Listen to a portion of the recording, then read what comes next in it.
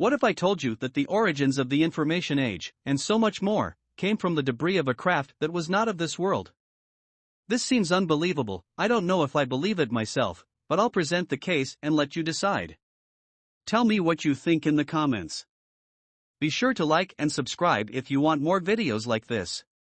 In this video, I'll have the account of an Army intelligence officer, the testimony of witnesses and reliable sources, government documents, and more. Because this is such a large topic, I'll have a series of videos to lay down the case. Wait until the end of the video for more details, but here is the crux of what happened. 75 years ago, in a secluded desert near the city of Roswell, New Mexico, a craft, not of this earth, had crashed during a lightning storm. Under the cover of darkness, the U.S. Army recovered the craft and debris and ever since has covertly back-engineered the technology under the highest level of secrecy in what is one of the largest-scale cover-ups in history. From there, the military covertly supplied the technology to defense contractors like Bell and Hughes who back-engineered it, created patents, and brought the technology to market for military and civilian use. So what technologies are we talking about here? Lasers, integrated circuits, fiber optics, accelerated particle beams, stealth technology in aircraft, and night vision. Let's just illustrate the huge importance of one of these technologies, integrated circuits. Without it, the information age would not exist. There would be no smartphones, computers, video games, and even most cars these days rely on integrated circuits. There'd be no way you'd be seeing this video right now. Let's start with how I came across this story. A famous book in the UFO sphere was brought to my attention when I watched an interview with Paul Hellyer, who had been the Canadian Minister of National Defence in the 60s and Congressman in the 70s. Paul Hellyer is a very interesting individual, and one day I may make a video just on him. But that's for another day. The interview with Hellyer was released on YouTube in 2020, and in that video, he mentioned and applauded the accuracy of a book called The Day After Roswell. So that led me to read the book and led me into a rabbit hole where I bounced from feeling shocked to skepticism and back. The book was a memoir of and written by Colonel Phillip J. Corso, who was an Army intelligence officer in World War II and officer of foreign technology at Army Research and Development.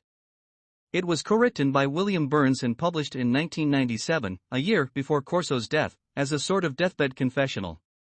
The book was a New York Times bestseller for 4 weeks in 1997. Here is the retelling of the story based on the book The Day After Roswell. It begins when the technology first came into the hands of the U.S. Army. Colonel Corso states he wasn't there but relates what he'd been told by others. It's Independence Day 1947 in the desert surrounding Roswell, New Mexico. The name Roswell may sound familiar to you. It's known for being the location of the most famous UFO encounter in U.S. history. This isn't surprising because it's claimed by many that a UFO had crashed and bodies found. Corso claims in the book that it was the debris from this crashed UFO that was recovered and became the origin of the information age and so many other developments like lasers, night vision, Kevlar armor, and others. During this time, and even today, New Mexico was a hub of military research, testing, and development of nuclear and conventional weapons, and was home to many military bases. For weeks before the event, soldiers in the area, as well as civilians, had spotted UFOs all over the state.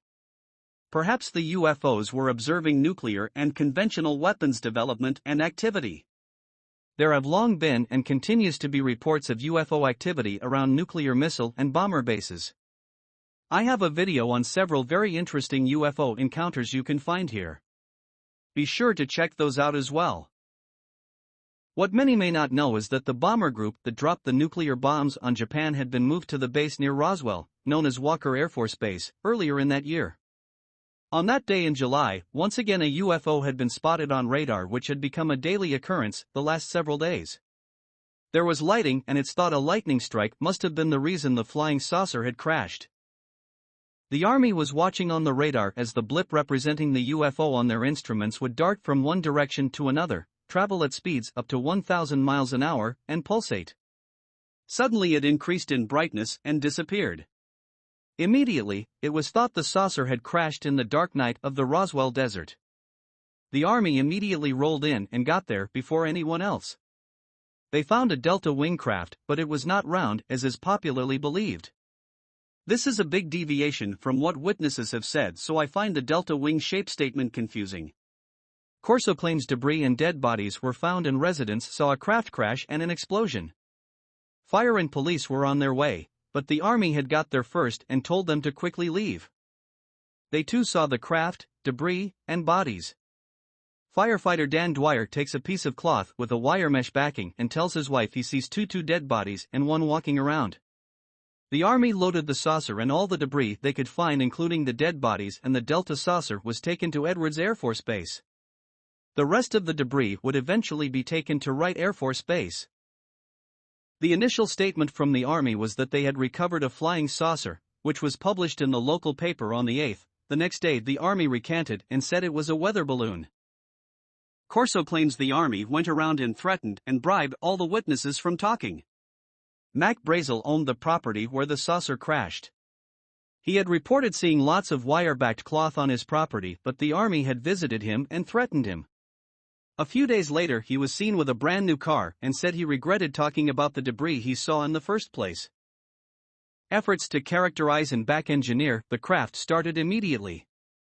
Eventually, a handful of this material landed with Corso in 1961 at Army R&D in the Pentagon.